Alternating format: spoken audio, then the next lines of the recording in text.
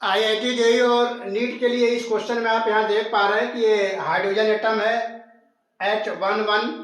ऐसे में न्यूक्लियस के अंदर एक प्रोटॉन होता है और ग्राउंड स्टेट में इलेक्ट्रॉन फर्स्ट ऑर्बिट में इस तरह से यहाँ पे दिखाया गया है। इलेक्ट्रॉन इस तरह से घूम रहा है, इसलिए फर्स्ट ऑर्बिट का जो रेडियस है वो r0 है और फर्स्ट ऑर्बिट में यानी ग्राउंड स्टेट में जो इलेक्ट्रॉन है उसकी वेलोसिटी को v0 से दिखाया जाता है, क्योंकि r0 और v0 क्रमशः बोहर वैल्यूज हैं रेडियस और वेलोसिटी के लिए। तो यहाँ पर आप देख पा रहे हैं कि r0 को ε0 h² से दिखाया गया है और ये वैल्यू कई बार आईआईटी जेईई और नीट के एग्जाम में पूछा जा चुका है। इसका डायमेंशन कई बार पूछा गया है, क्योंकि ये रेडियस है तो डायमेंशन इसका लेंथ के बराबर होगा। और v0 की वैल्यू इलेक्ट्रॉन का यहाँ फर्स्ट ऑर्बिट में e² ε0h, ये भी कई बार आईआईटी जेईई और नीट के एग्जाम में पूछा जा चुका है। e² ε0h का डायमेंशनल फार्मूला पूछा गया है, तो आप यहाँ देख पा रहे हैं क्योंकि ये वेलोसिटी है इसलिए L1t⁻⁻1 इसका डायमेंशनल फार्मूला होगा। अगर आप इसका डायमेंशनल फार्मूला लिखना चाहें तो यहाँ पर लिख सकते हैं m0 L1t⁻⁻1 और इसका डायमेंशनल फार्मूला होगा m0 L1t0।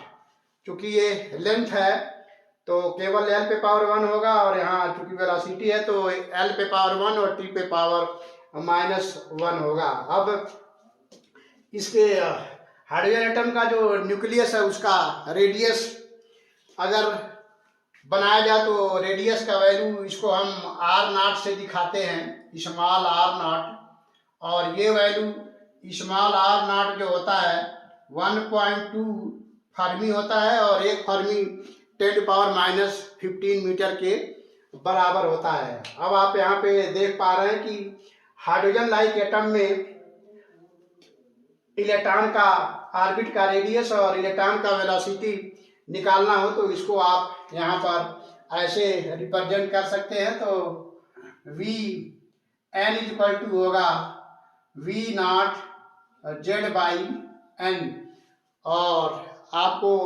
पता होगा कि किसी एलिमेंट को Za एलिमेंट को हाइड्रोजन लाइक बनाया जाए तो इसको इस तरह से लिखते हैं Za और यहाँ प्लस Z-1, ये हाइड्रोजन लाइक हुआ। तो इस हाइड्रोजन लाइक एटम में nth ऑर्बिट में अगर इलेक्ट्रॉन है तो इसका वेलोसिटी इस तरह से लिखा जाएगा और Rn वैल्यू यानी रेडियस का nth ऑर्बिट में अगर इलेक्ट्रॉन है तो उसके रेडियस का वैल्यू r0 n² से लिखा जाएगा। और nth ऑर्बिट में इलेक्ट्रॉन की अगर टोटल एनर्जी पूछा जाए En तो उसको आप E0 Z² से रिप्रेजेंट करते हैं और एक राउंड लगाने का जो टाइम है उसको T0 n³ से लिखते हैं। इसी प्रकार ओमेगा n को एंगुलर वेलोसिटी इलेक्ट्रॉन का ω0 Z² से रिप्रेजेंट करेंगे। फ्रीक्वेंसी को Fn f0 Z² से रिप्रेजेंट करेंगे। और फर्स्ट ऑर्बिट में या किसी nth ऑर्बिट में अगर इलेक्ट्रॉन घूम रहा है तो nth ऑर्बिट में जो करंट बनेगा वो I0 Z²/n³ से रिप्रेजेंट करेंगे। और nth ऑर्बिट में करंट के कारण जो सेंटर पर मैग्नेटिक फील्ड बनता है उसको Bn लिखेंगे और B0 Z⁵/n⁵ से रिप्रेजेंट किया जाएगा। तो ये सारे वैल्यूज हैं जो nth ऑर्बिट में इलेक्ट्रॉन के लिए रिप्रेजेंट किए जाते हैं, क्रमशः velocity, radius, energy, time period एक चक्कर लगाने का, एंगुलर वेलोसिटी और angular frequency. Angular velocity angular frequency इसको बोलते हैं और ये लीनियर फ्रीक्वेंसी है। बी की वैल्यू nth ऑर्बिट में इलेक्ट्रॉन अगर घूम रहा है तो सेंटर पर जो मैग्नेटिक फील्ड बनेगा उस मैग्नेटिक फील्ड की वैल्यू यहां मैं लिख दे रहा हूं Bn equal to B naught Z cube by n पे पावर 5। तो ये वैल्यू जो हैं जो इनमें से किसी न किसी रूप में IIT जेईई और नीट के एग्जाम में क्वेश्चन पूछे जाते हैं। अब हम समझते हैं, इसको आप समझ पाए होंगे। अब हम यहाँ पर एक एटम लिए हैं हीलियम आयन, इसको हाइड्रोजन लाइक बनाया गया है। जब आप इसको हाइड्रोजन लाइक बनाएंगे तो इसमें से एक इलेक्ट्रॉन निकालना होगा, तब ये हाइड्रोजन लाइक होगा। और ऐसे में इसके न्यूक्लियस में 2 प्रोटॉन और 2 न्यूट्रॉन होंगे और किसी भी ऑर्बिट में एक इलेक्ट्रॉन होगा। तो यहाँ पर हीलियम आयन में इलेक्ट्रॉन को सेकंड ऑर्बिट में दिखाने की कोशिश किया गया है। तो सेकंड ऑर्बिट में इलेक्ट्रॉन हीलियम आयन में अगर है तो उसका रेडियस क्या होगा और उसका वेलोसिटी क्या होगा, उसको मैं यहाँ पे दिखाने की कोशिश कर रहा हूँ।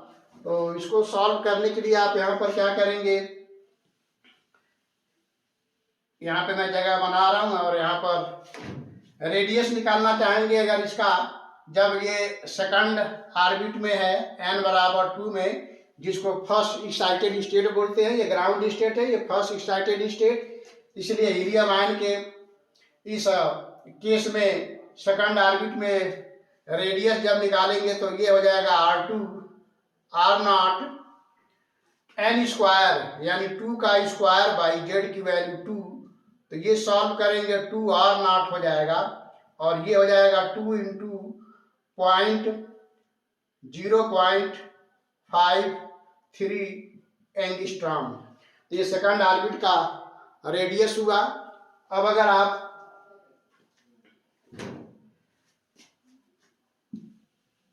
वेलोसिटी निकालना चाह रहे हैं तो उसको यहाँ पर आप देख सकते हैं, इसको ऐसे बनाया जाएगा। सेकंड ऑर्बिट में जो वेलोसिटी होगा उसको v2 कहेंगे और ये v0 जेड बाई एन से रिप्रेजेंट करेंगे। v0 जेड की वैल्यू 2 है और एन की वैल्यू भी 2 है।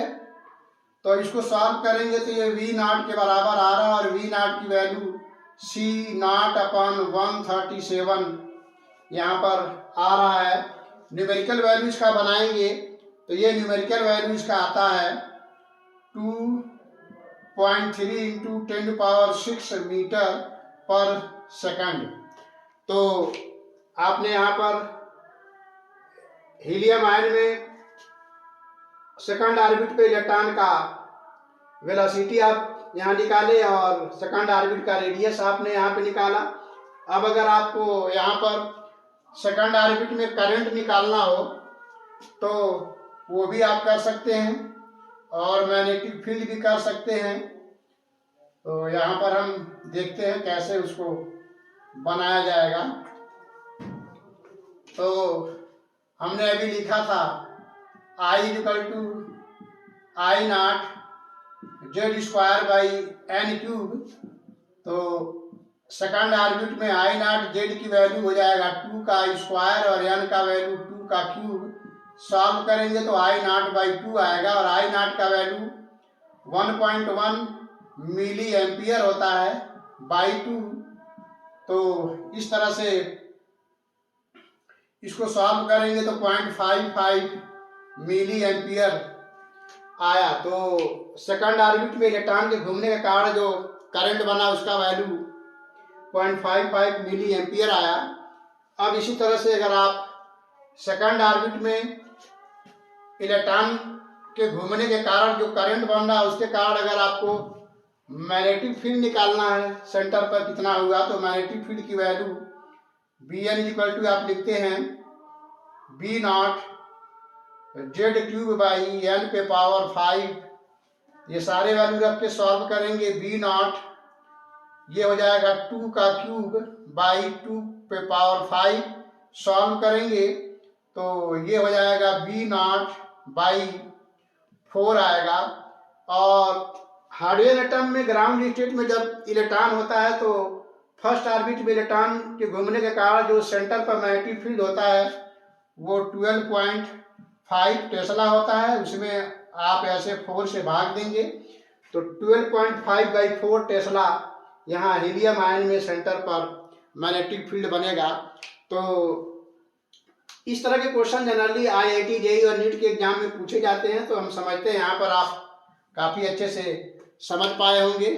तो फिर मिलते हैं किसी और वीडियो में किसी और क्वेश्चन के साथ। अगर आप इसका स्क्रीनशॉट लेना चाहें तो ले सकते हैं। तब तक के लिए थैंक यू।